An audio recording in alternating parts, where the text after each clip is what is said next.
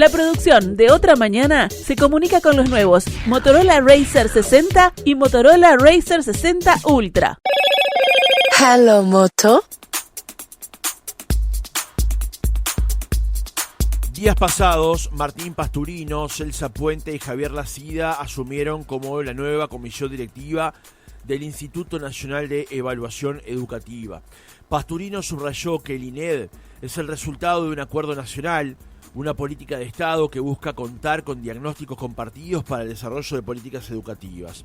Adelantó líneas de trabajo con respecto a su gestión, avanzar en evaluaciones en ciencia, escritura y pensamiento computacional, desarrollar la prueba Aristas para el último año de educación media, realizar el seguimiento de egresados de la educación obligatoria y contribuir a las políticas públicas de infancia. Pasturino es profesor en Ciencias Biológicas por el Instituto de Profesores Artigas, tiene un diploma en Investigación Social por la Universidad Ort y ha realizado estudios de posgrado en las maestrías de Diseño y Gestión de Políticas Públicas de la Ort y en Educación y Sociedad en la Universidad Católica del Uruguay. Tiene cursos de especialización en políticas públicas y en educación latinoamericana. Ha ejercido cargos de dirección de centros educativos y de dirección de programas en el Consejo de Educación Técnico Profesional. ¿Cuáles son justamente las prioridades de la gestión del INED? ¿Cómo está la educación uruguaya en general?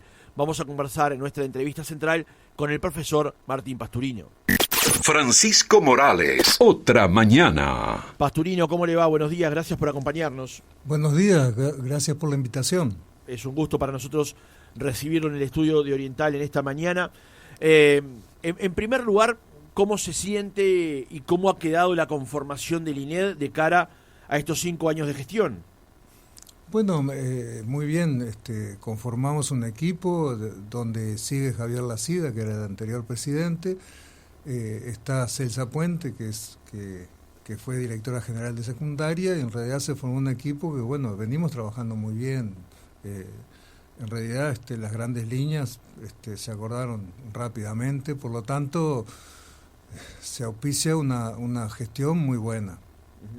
Pasturino, como hacemos siempre al comienzo de los reportajes, conviene recordarle al oyente, aclararle al oyente cuál es el trabajo que realiza el INED. ¿Cómo lo definiría usted? Bueno, tiene cometidos legales establecidos en la Ley General de Educación. Esto está en el artículo 115 y es evaluar la calidad educativa del Uruguay en los niveles inicial, primario y medio, aportar información que contribuye a garantizar el derecho de los educandos a la educación de calidad, conocer el grado de cumplimiento de los objetivos y metas establecidos por los diferentes organismos, producir conocimiento sobre evaluación y aportar información acerca de los aprendizajes de los educandos, además de asesorar al Ministerio de Educación y Cultura y a la ANEP y a la educación en general, a los sistemas, incluso público y privado. O sea, generar información confiable, segura, para la toma de mejores decisiones y a la vez evaluar cómo fue el desempeño de las políticas que se autoimpuso, por ejemplo, el CODICEN, digamos. Exactamente, tiene que ver con evaluar las políticas que dispone la Administración de Educación del país y evaluar también los aprendizajes. Lo que generamos es mucha información para la toma de decisiones de las autoridades competentes. Pasturino, hoy si tuviera que describir a la educación en Uruguay, ¿qué palabras utilizaría? A sus distintos niveles, por supuesto, ¿no? Bueno, en realidad en los últimos años, en términos de aprendizaje, se ha mantenido, no ha habido grandes cambios. Lo que sí es interesante es que viene aumentando lo que es el ingreso de los distintos tramos etarios al sistema educativo. Para darle una idea de qué avance se hizo, en el año 2003 la prueba PISA internacional, que es de la OCDE, esa prueba que mide todo lo que tiene que ver con aprendizajes a los 15 años de edad, no importa en dónde esté, si en público, privado o cualquier orientación, en esa estábamos alrededor del 75% de jóvenes que estaban en el sistema educativo. Hoy estamos en el 91%. Quiere decir que hubo un avance importante, nos estamos acercando a algunos países que son los que están más avanzados, especialmente en la región a Chile. Por lo tanto, en términos de cobertura, estamos avanzando bastante bien. El único problema importante que tenemos es en tema de egreso de bachillerato, egreso de media superior. Ahí es un problema que en el 2005, por ejemplo, egresaba solo el 37% de los jóvenes de cada generación, y ahora estamos en el 51%, aún muy atrás de otros países, pero esto tiene que ver con distintos tipos de medición, ¿no? Algunos países no tienen 12 años de educación formal, sino que tienen 11. Otros la calidad o la permisibilidad o el pasaje franco entre grados hace que la gente egrese mucho, y en realidad esas cifras no son comparables. Ajá, eso es un dato interesante. ¿Cuál cree que ustedes son las claves por la cual sigue albergándose esa dificultad en el egreso? Bueno, en realidad hay distintos marcos teóricos que tienen que ver con esto, pero mucho tiene que ver el contexto socioeconómico y cultural, y también lo que es la demanda en general de la sociedad y del mercado de trabajo. En algunos países, como el caso del nuestro, algunos estudiosos de esto plantean que la demanda de jóvenes con niveles educativos altos no es tan grande, que países que se basan en commodity generalmente tienen ese problema. Esto fue estudiado fuertemente en el caso de Chile, en el caso de Argentina, y en Uruguay lo estamos por hacer. La idea es que hay algunos jóvenes, sobre todo en contexto desfavorable, que no les es rentable terminar el bachillerato y tienen mayores ingresos al mercado laboral, con dificultades además, tienen mayores ingresos, pero básicamente ese es el problema, teniendo en cuenta que algunos países que han avanzado más, el caso de Chile, lo que tienen es que los jóvenes permanecen más dentro del sistema educativo en las edades de 15, 16, 17, incluso de 18 años, no ingresan al mercado laboral, se mantienen con sus familias, y por lo tanto eso hace que el egreso sea mayor.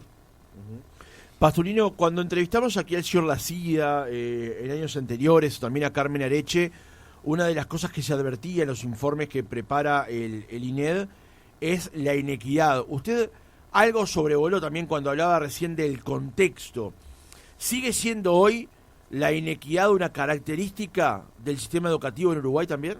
Sí, sigue siendo, y sigue siendo fuertemente. Ese es uno de los temas más fuertes. Hay una cosa clave que es el contexto socioeconómico y cultural tiene un peso muy fuerte en los resultados educativos. Esto es clarísimo en el caso de los sectores más desfavorables. Ahí en escuelas como la llamada Escuela Aprender, donde asisten unos 70.000 niños, ahí están en contexto muy desfavorable o desfavorable, pero básicamente muy desfavorable, y ahí los resultados son notoriamente más bajos. Hay una brecha grande con los que están en los quintiles superiores. En la otra punta tenemos a jóvenes que van a centros privados de educación, donde el 100% está en quintil muy favorable o favorable. Básicamente 9 de cada 10 jóvenes que van a privada están en contexto favorable. Por lo tanto, los resultados ahí van a ser mejores, notoriamente. O sea que claro, hay un tema de contexto socioeconómico muy fuerte, y tiene que ver con el tema de la estructura de las familias, los ingresos de las familias. En las escuelas estas que yo les señalaba, las escuelas sí. Aprender, ahí donde asisten unos 75.000 alumnos, ahí tenemos cerca del 20% de los niños que asisten ahí vienen de asentamientos. Fíjese la característica que tienen los asentamientos, claro, notoriamente por debajo de la línea de la pobreza. Los ingresos son, según el último trabajo sobre pobreza y línea de pobreza del INE, estamos hablando de menos de 17.000 pesos, o sea que hay familias que tienen 10.000 pesos, 5.000 pesos por mes para el desarrollo. Por lo tanto, las dificultades que tienen esos niños para avanzar en la educación son terribles. Y la administración ahora se ha planteado duplicar las escuelas de tiempo completo, con el cual se accede no solo a más tiempo de educación, sino también a alimentación y a otros servicios que son importantes para los niños. Por lo tanto, el camino sería por ahí uno de los principales. Sí, cuando hablamos de pobreza incluso hay que incorporar también el baremo de la pobreza multidimensional, que lo presentó también el INE, que incluye, además de temas económicos, digamos, de lectura de ingresos económicos, también temas educativos, ¿no? Sí, tienen una serie de indicadores bastante interesantes, donde está el tema educativo, pero también está el tema de alimentación, está el tema de vivienda, que eso hace que el indicador de pobreza multidimensional sea mucho más claro para poner foco en algunas cosas claves. Claro. Entonces sí, y además increíblemente coincide el indicador de pobreza multidimensional con el de línea de pobreza, el último que planteó el INE, donde para tener una idea que la audiencia entienda cómo es el asunto, nacen aproximadamente 31.000 niños al año. Si la pobreza infantil es de 30%, estamos hablando que 10.000 más o menos de esos 30.000 van a nacer bajo la línea de la pobreza, por lo tanto van a tener problemas con los ingresos, problemas familiares, problemas de todo tipo, de vivienda, etcétera. Por lo tanto, estos indicadores interactúan, es decir, si hay problema de vivienda, si hay problema de ingresos, si hay problema de pobreza, notoriamente eso va a generar problemas educativos y al generar problemas educativos interactúan con el indicador educación de multidimensional, de la pobreza multidimensional. O sea que sí, efectivamente, resulta clave esos indicadores porque ayudan a iluminar el problema donde está. Pasturino, más que una pregunta, lo que viene ahora es una reflexión, porque le iba a preguntar cómo abordar el tema de la inequidad y el sistema educativo. La pregunta o la reflexión es, si no hay una solución, el sistema se va a seguir reproduciendo de igual manera, ¿no? Bueno, ese es el problema central en todos los países, ¿no? La tendencia es a que se reproduzca. El tema es que no solo debemos ver la educación, una educación de calidad no es un proyecto solamente educativo. Una educación de calidad es un proyecto de sociedad. Quiere decir que es necesario que avance la sociedad, que avance en términos económicos, que avance en productividad, que avance en Producto Bruto Interno, en ingreso de la familia, la distribución de la riqueza para que eso se permita a que la educación sea más justa. De hecho, también tenemos un problema que es el financiamiento de la educación, ¿no? Mientras, yo le decía, en los contextos altos, del quintil más alto, de los mayores ingresos, que son más de 70.000 pesos por persona, ahí tenemos buenos resultados y ahí tenemos además que la inversión que hacen las familias para la educación es del orden de en los 10 años de educación que van hasta los 15 según PISA, es el orden de los $100.000 dólares. Por lo tanto, es muy, muy grande y similar al promedio de Europa. Sin embargo, en los sectores públicos, el promedio de inversión anda en el orden anualmente en el orden de los 90.000 pesos por alumno, eso es apenas unos 2.000 y pico de dólares, por lo tanto se da una doble diferencia, están en pobreza, no tienen ingresos y la inversión es baja. Sin embargo, en el contexto latinoamericano, tanto los resultados como la inversión, en el caso uruguayo, está en términos bastante arriba de lo que es el promedio de otros países. Pasturino, teniendo en cuenta que la situación en Uruguay es diferente en relación a los quintiles de pobreza que usted mencionaba, también hay cuestiones geográficas, digamos, la pregunta es, ¿la gobernanza de la educación en Uruguay y el sistema educativo en Uruguay tiene hoy la flexibilidad para atender todas esas realidades que requieren de abordajes diferentes? Bueno, la gobernanza, en realidad cuando hablamos de gobernanza, la idea que está detrás de esa pregunta tiene que ver con la autonomía de los centros educativos. En términos de investigación institucional, queda clarísimo que se puede dar mayor autonomía en los centros, siempre y cuando existan capacidades estatales, quiere decir capacidades en cada uno de los centros. Si uno da, y ha habido casos, si uno da demasiada autonomía a los centros educativos y escasas capacidades o no da financiamiento para que eso suceda, eso genera problemas de distinto tipo. Es decir, mayores problemas de lo que es una educación de tipo centralizada. En realidad, esa discusión está permanente en muchos países y hay países donde la descentralización es casi absoluta. Yo qué sé, en el caso de Brasil hay educación municipal, hay educación estadual, hay educación nacional. En el caso de otros países como Finlandia es por zonas geográficas, distritos políticos. En el caso de Inglaterra también. Quiere decir que esta es una discusión fuerte, pero básicamente las capacidades de adecuarse a los distintos contextos se da en las distintas modalidades y los distintos tipos de financiamiento que se hace a cada uno de los sectores. Cuando uno dice vamos a poner escuelas de tiempo completo o de tiempo extendido en las zonas desfavorecidas, lo que está haciendo es tratando de forma distinta a los distintos.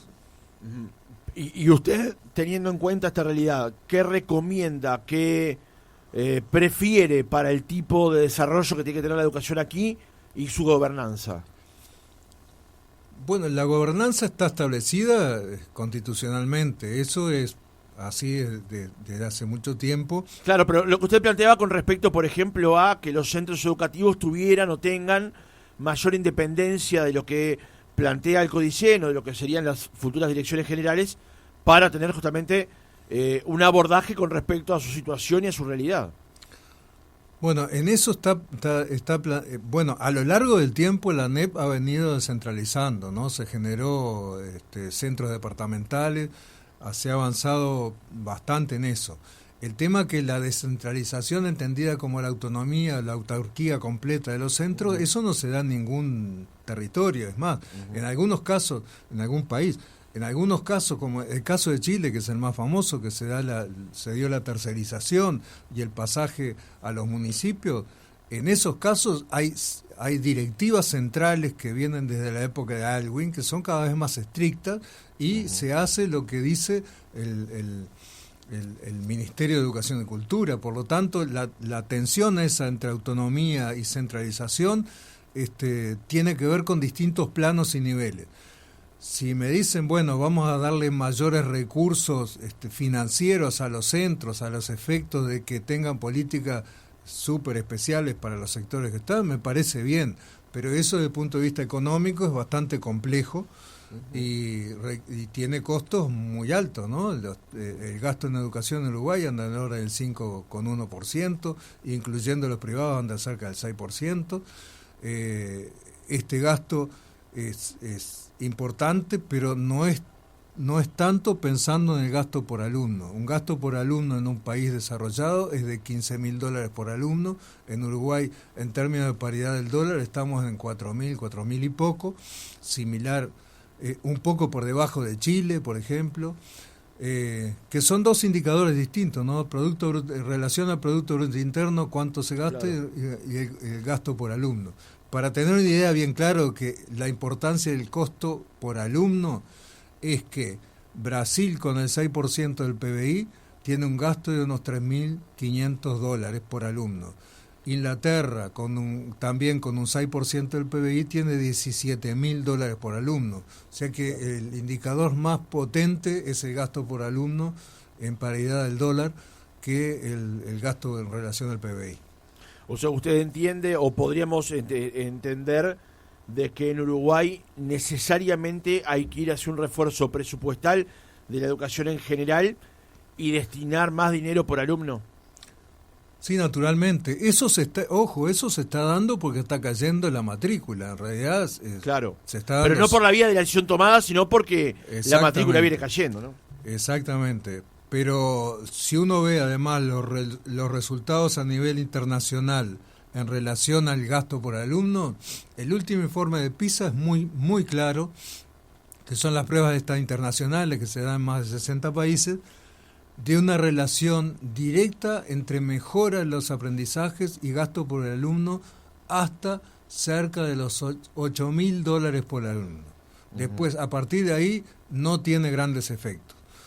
Entonces, todavía nos queda mucho por avanzar en ese sentido del gasto por alumno. Estamos en dólares de paridad de dólar, estamos en cerca de 4.000 y poco. Nos queda casi duplicar eso para llegar a la meta, pero eso tiene que ver con el desarrollo del país. Si el país no se desarrolla, si no aumenta la productividad, si no aumenta la producción, si no se cambia la estructura productiva, no va a haber mayores recursos. Eso es quitar a unos y poner en otro. En realidad, el sistema educativo, como yo dije al principio, no es la educación de calidad no es un proyecto solamente educativo, es un proyecto de sociedad, es un proyecto que tiene que ver con el desarrollo económico y productivo.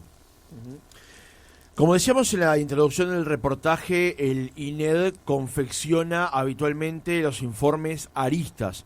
Ahora le voy a preguntar, porque usted ha planteado en su discurso de asunción como presidente del INED la posibilidad justamente de actualizar lo que mide y cómo lo mide el INED. Pero usted manejaba recién el tema de las pruebas PISA. Siempre ha habido mucha controversia en Uruguay cuando se presentan los informes de PISA por los impactos que tienen a nivel local y también en la discusión pública y en la discusión política. ¿Cómo valora usted, como experto en la materia, cuando PISA, la OCDE, presenta esos informes? ¿Qué trascendencia le da? Bueno, en primer lugar, es muy importante fue cuando en el 2003 se ingresó a PISA, porque antes estábamos convencidos que Uruguay era el mejor país en el sistema educativo. Y ahí nos dio una idea general de qué era lo que pasaba, efectivamente. Es decir, una medición de tipo internacional que es comparable. El tema de la comparabilidad es clave. Entonces, eso generó en todos los países, cuando se hizo la primera en el año 2000, generó muchísimo problema. Tanto es así que cayeron ministros de educación, fue realmente increíble.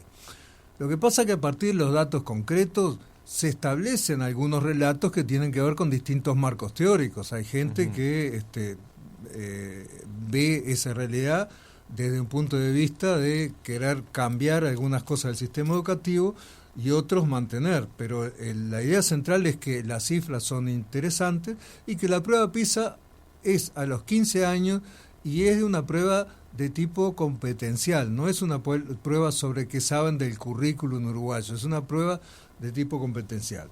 Pero aún así, Uruguay está en los primeros lugares de la prueba a nivel de la zona, ¿no? A nivel de Latinoamérica. Para que tengan una idea,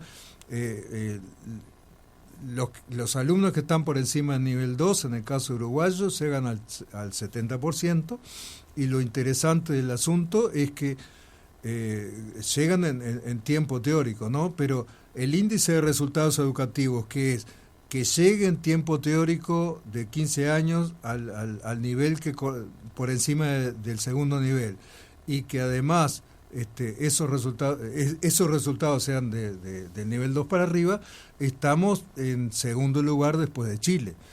Pero esto, en comparabilidad, no nos podemos comparar con Finlandia o con Corea o con Estonia. En realidad esas comparaciones no se hacen. ¿Por qué? Porque los contextos socioeconómicos, culturales y de estructura de los sistemas y madurez de los sistemas educativos es totalmente distinta. Y además hay una relación en relación al Producto Bruto Interno. Los resultados tienen relación con el índice de desarrollo humano, tienen relación con el gasto por alumno. Si nosotros analizamos cómo está Uruguay en relación al Producto Bruto Interno, al índice de desarrollo humano, bueno, estamos en la línea general. Es decir, no se puede pretender cambios sustantivos y enormes. Además, en educación, como en todos proyectos sociales, los cambios suelen ser lentos. Los cambios que son rápidos y de tipo administrativo generalmente producen efectos contrarios. Por ejemplo, el tema de suprimir la repetición en un grado tiene efectos al grado siguiente, como pasó en este caso, en el caso de primaria, donde aumentó la repetición en segundo año porque el pasaje de primero a segundo era libre, o como pasó antes en la década del 90, en el 93, cuando se sacó la repetición del primer año. Quiere decir que los cambios en los sistemas sociales, educativos, son lentos y acumulativos, ¿no? Entonces, todos los cambios que han venido pasando son importantes. El único problema que tiene Uruguay, el único no, el más importante, es que los cambios son muy lentos y que los efectos finales también son lentos y que el avance de otros países nos hace quedar atrás. Entonces, efectivamente, las acciones que están previstas en duplicar el tiempo completo, en incentivar las tutorías, hacer transferencia de recursos a los niños y a los jóvenes, eso puede llegar a acelerar más lo que es los rendimientos en educación, ¿no? Pastorino, usted hablaba recién de que la prueba PISA tiene una lectura competencial. A ver, la pregunta es, ¿está mal una lectura de estas características? ¿Ayuda o no ayuda? ¿Se contrapone o colabora con la lectura que hacemos aquí a nivel local? ¿Cómo lo describe al usar esta palabra? No, el tema se hacen las pruebas PISA por competencia porque es difícil tratar de armar algo que tenga que ver con los currículos de cada uno de los países. Eso es la base del asunto. Entonces, en función de eso, es mucho más viable la comparabilidad de resultados educativos. Entonces, hay competencias matemáticas, competencias en lengua. Esas competencias son posibles de comparar entre países. Pero el problema es que a través de ese sistema no sabemos cuánto avanzó dentro del currículum prescripto por el país. Cada país tiene su currículum, tiene sus asignaturas, sus contenidos, y en función de eso es que se evalúa por el otro mecanismo que es las pruebas de conocimiento.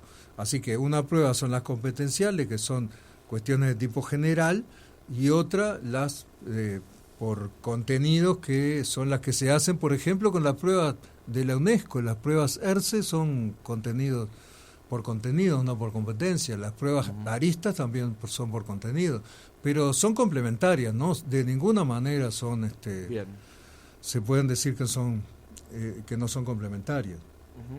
Pastorino, cuando usted asumió días pasados en la presidencia del INED, se refirió justamente a las pruebas aristas, que tienen una lectura determinada, y usted planteaba que deberían incorporar otras lecturas y además también ampliarse a ciertos grados de la educación media en Uruguay. Cuéntenos, ¿en qué punto estamos hoy y a dónde pretende usted llevar justamente estas lecturas? Bueno, esta fue una primera discusión del Consejo Directivo nuevo. En realidad hubo acuerdo general en esto.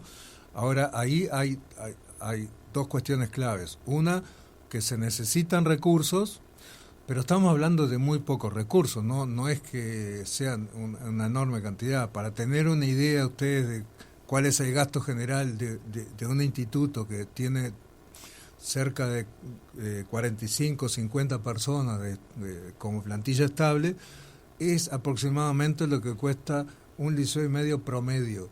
Estamos hablando que hay más de 3.000 centros educativos en el país, contando los privados más. Es ese nuestro campo de acción, y entonces el costo es realmente muy bajo. Entonces, extender algunas cosas es importante. De hecho, las pruebas aristas abarcan el currículum, la parte curricular, matemática y lectura. Entonces, la idea es extender a escritura, extender a ciencias y extender a pensamiento computacional, que es algo que se venía hablando con el Plan Ceibal. Es decir, abarcar más dentro de lo que es el currículum prescripto por el país. Esa es una de las ideas. La otra es trabajar más con los distintos actores de inicial. Esto es porque el país se ha puesto como uno de los temas principales el tema de la pobreza en la niñez y en la adolescencia. Entonces trabajar sobre ese nivel, sobre todo para ver los efectos de todo lo que se hace en políticas públicas desde 0 años hasta 5 años en lo que son las pruebas de evaluación de aprendizaje. Es decir, qué es lo que pasa con un niño que ha tenido distintos problemas o distintas situaciones a lo largo de esos primeros 5 años y cuáles son los efectos en resultados de aprendizaje. De hecho, las pruebas aristas lo que hacen es medir cada 3 años en tercero de la escuela, sexto de la escuela y 9º grado, que viene a ser el tercero de ciclo básico anterior. Y lo que estamos planteando es extender dentro de cada prueba estas nuevas dimensiones, además de plantear una prueba de medio superior, o sea, egreso de bachillerato, al egreso de bachillerato, que es una prueba que hacen muchísimos países con muy buenos resultados porque permite saber cuál es el efecto de la educación a lo largo de todo lo que es la educación obligatoria, que son hasta los 12 años de formación desde el inicio de la escuela, ¿no? Tomando preescolares serían 2 años más o 3.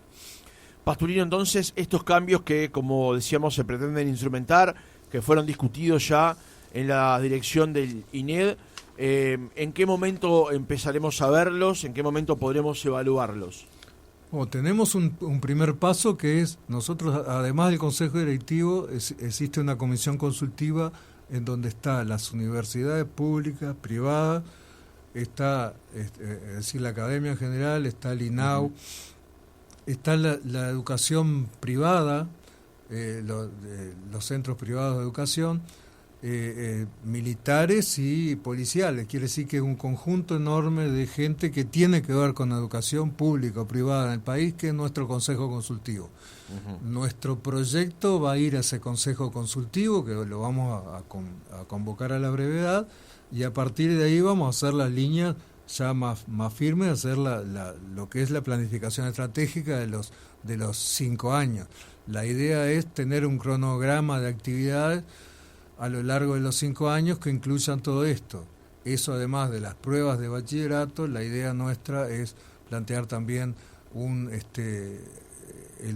ver a los 2 años de egreso qué pasa a los 2 años de egreso de bachillerato, qué pasa con los jóvenes, si siguen trayectorias educativas, si siguen trayectorias laborales, qué tipo de trayectorias laborales y su vínculo con los resultados educativos de 6º grado o de tercero del ciclo básico. Esa era la próxima pregunta, justamente. Usted planteó que la institución haga un seguimiento de los estudiantes que egresan de la educación media durante los siguientes 2 años para ver su situación laboral, económica y estudiantil. ¿Qué nos permitiría ver ese dato, Pasturino? Bueno, nosotros ahí vamos a ver trayectorias, que hay estudios, ¿no? En Uruguay hay algunos estudios. En realidad lo que vamos a hacer en base a las distintas bases de datos que tiene el país, en los distintos ministerios y entidades, y eso es lo que nos permitirá hacer un seguimiento de egresados, que es qué pasa en los primeros 2 años. Esto se hace en la mayoría de los países. El primer año de egreso de un bachillerato es un año bastante conflictivo, difícil, con adaptaciones a la educación terciaria o adaptación al mercado laboral. Es bastante complejo, entonces se hace a los 2 años. Muchos países lo hacen y les permiten ver con detalle cuánto de importante es las distintas orientaciones de bachillerato, los distintos niveles educativos que alcanzaron en cada uno de aprendizaje que alcanzaron en cada uno de los niveles, y lo que se llama las tasas de retorno en el caso de trabajo. Quiere decir qué tan efectivo le resulta a un joven del barrio Casaballe egresar de bachillerato y qué tan efectivo le resulta a uno de la costa de Montevideo, porque a igual nivel educativo, ya se ha investigado, incluso acá en Uruguay, a igual nivel educativo, los resultados, la tasa de retorno, es decir, lo que logran ganar con los puestos de trabajo, son menores en lo de contexto social desfavorable. A igual nivel educativo. Eso claro. Se vio en un trabajo reciente de la universidad que está muy interesante sobre los tasas de retorno universitario, de cuánto gana uno que se recibió en una carrera si viene de contexto socioeconómico más bajo. Bueno, ya que cita esto Pasturino, hay una nota suya muy interesante del año 2021 en el semanario Brecha bajo el título La trampa de las bajas calificaciones. Dice, hay una correlación entre educación y desarrollo económico, sin embargo en el ámbito académico persisten algunas reservas sobre la relación causal entre los niveles de formación de la población y el desarrollo. Países que ingresaron al club de los altos ingresos, como Corea o Finlandia, presentaron una forma concomitante al desarrollo, a una expansión de los niveles de educación, mientras que en países estancados en el rango de ingresos medios y medios altos se observan continuos problemas de cobertura y calidad educativa. Sí, eso es así. Un estudioso de la Universidad de Harvard ha planteado esto, que se llama la trampa de las bajas calificaciones. ¿Qué es la trampa de las bajas calificaciones? Cuando la estructura del país no genera puestos de trabajo que sean que demanden calidad, eso genera problemas para la demanda de educación. Uh-huh. Esto es, países que basan su producción de tipo extractivo, lo estudió en Chile, pero el caso también vale para Uruguay. Uh-huh. La estructura productiva del país no permite generar un conjunto de puestos de trabajo de mayor calidad, por lo tanto, esa estructura del país lo que hace es que la demanda de educación sea baja y que las tasas de retorno de los niveles educativos de educación media superior hacia arriba no sean tan altos. Entonces, a eso se le llama trampa de uh-huh. Lo que hablaba recién, la trampa de las bajas calificaciones, que guarda relación mucho con lo que los economistas estudian, que es la trampa del ingreso medio. Aquellos países que no salen de la producción de bienes primarios generan una estructura productiva que no demanda altas calificaciones. Uh-huh. Entonces, ahí eso se ha estudiado en distintos países que han tenido cambios sustantivos. El caso de Corea, el más claro, donde ¿qué es lo que va primero? Si el desarrollo productivo o educativo. Bueno, hay un trade-off importante ahí. Cuando aumenta mucho el nivel educativo, lo que se da es migración internacional. Caso reciente, el caso de España, que tiene altos niveles educativos y hay migración hacia el norte de Europa. Cuando se dan bajos niveles educativos y alto desarrollo, hay inmigración, quiere decir, vienen de otros países a trabajar a esos países que se desarrollan. Es decir, que hay un trade-off y hay o sobreeducación o falta de nivel educativo. Pero lo importante es saber que existe un vínculo muy importante entre lo que es los sistemas productivos, las estructuras de trabajo y la demanda educativa. Para que tengan una idea de este asunto, Andreas Schreiber, que es el capo de PISA, ha planteado que está muy bien mejorar los sistemas educativos, pero también los sectores políticos y económicos de los países tienen que darse cuenta que tiene que aumentar la cantidad de puestos de trabajo que demanden mayor nivel educativo. Claro. Para dar un ejemplo más clarísimo de lo que pasa, por ejemplo, la demanda en el sector informático en Uruguay es muy alta, realmente. Todo lo que son los empresarios del sector están planteando que eso es necesario, incrementar la cantidad de gente formada. Se han puesto una serie de proyectos de 1.000 alumnos, de 2.000 alumnos, es importante.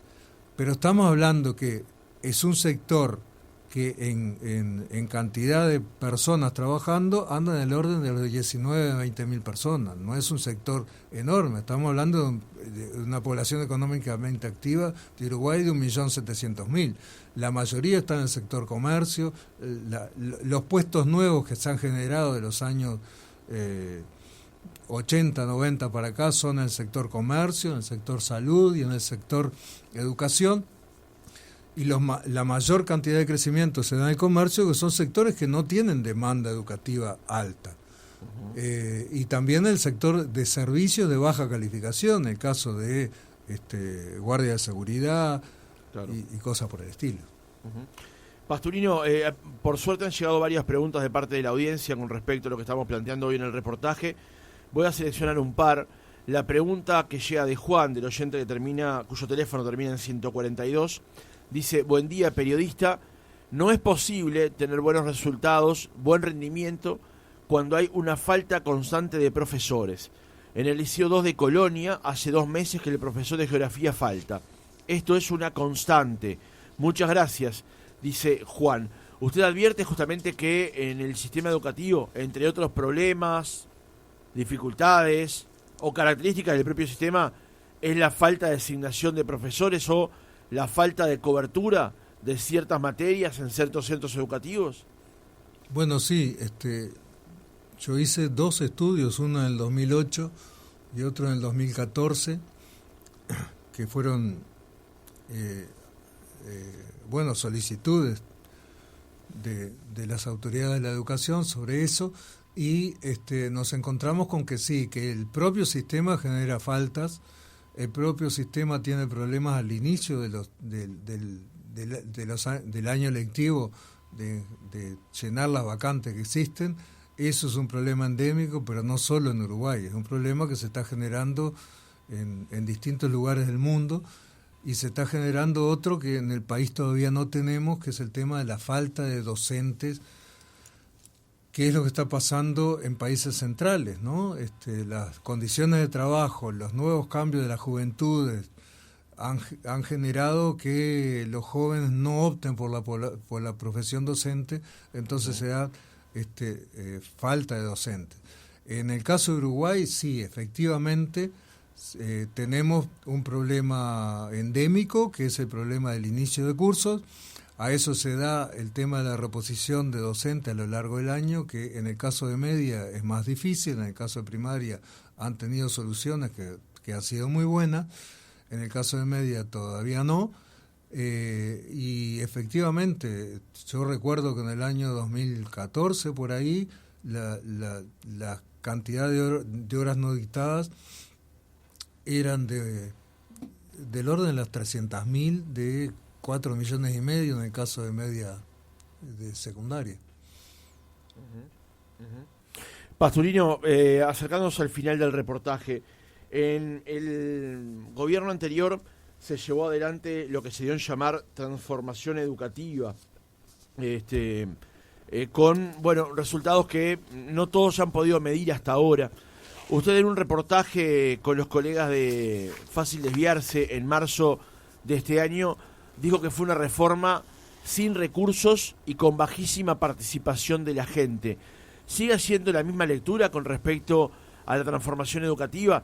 Y si puede ya advertir si tuvo cambios positivos o de los otros. Bueno, sí,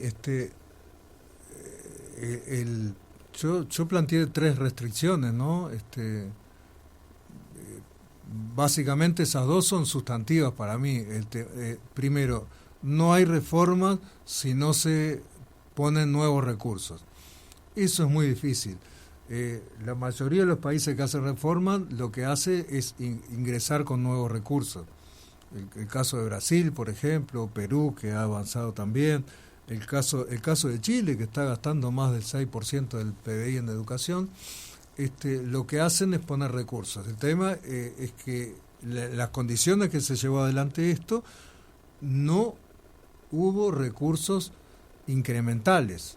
Entonces eso hace difícil un proceso de reforma.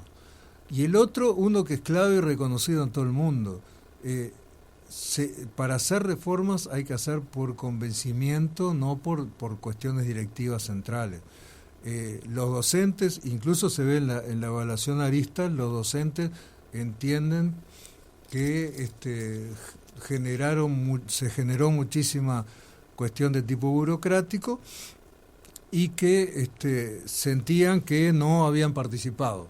Entonces, no se puede hacer procesos de reforma donde existan confrontaciones internas dentro de los sistemas. Los sistemas tienen que ser, tienen que funcionar por convencimiento, tienen que ser un proceso que puede llegar a ser más largo, pero da garantía de que eso llegue al aula, porque un proceso de reforma que no llega al aula, que es lo que pasa en la mayoría de los procesos de reforma a nivel internacional, ¿no? Esos procesos transforman a la reforma en una reforma de papel, quiere decir que hay muchos papeles, como lo dice la OCDE, hay muchos papeles en los ministerios de educación o en las administraciones de educación, pero no pasan la puerta del aula. Entonces, eso es lo que lo que pretendemos medir en los próximos resultados de Arista, porque el último Arista no trabajó sobre el tema de la transformación educativa. Lo que sí se vio es que hubo los directores tomaron mayor protagonismo, eso fue importante, pero los docentes, que son quienes ejecutan efectivamente, no lo entendieron así. Pasturino, una última pregunta con respecto al tema que estamos conversando esta mañana. Estamos dialogando con Martín Pasturino, presidente del INED. Tiene que ver con un tema que se planteó cuando asumió la nueva dirección de la ANEP, que tiene que ver con el tema del ausentismo y cómo impacta esto en los procesos educativos. ¿Qué visión tiene usted con respecto a este tema? Y después la otra pregunta o reflexión también, ¿qué posición tiene usted con respecto al tema de los pasajes de grado? Porque también hay un debate en Uruguay con respecto a ese tema, digamos. ¿Qué visión tiene usted sobre estos dos aspectos? Bueno, en cuanto al ausentismo de los alumnos, es decir, la inasistencia, ese es un tema que comenzó a verse con alguna dificultad en el año 2002. Hubo transformaciones en las familias, en la sociedad, en todo el tema de la introducción de la informática, de los celulares, etcétera, etcétera, que generó cambios importantes. A partir del año de la pandemia, eso se agudizó mucho. Tanto es así que, por ejemplo, en el caso de Montevideo, 3 de cada 4 alumnos tienen asistencia insuficiente primaria. Eso es terrible.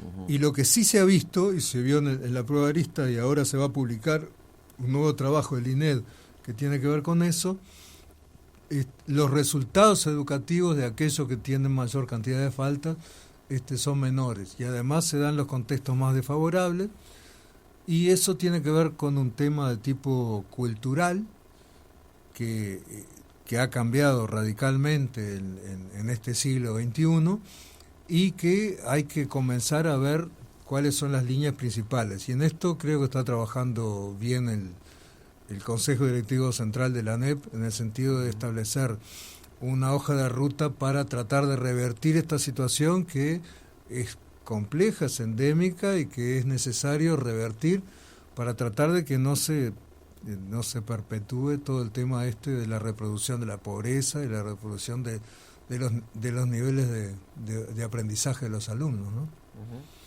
Martín Pasturino, presidente del INED, Instituto Nacional de Evaluación Educativa, gracias por haber estado otra mañana con nosotros. Por favor, muchas gracias a ustedes.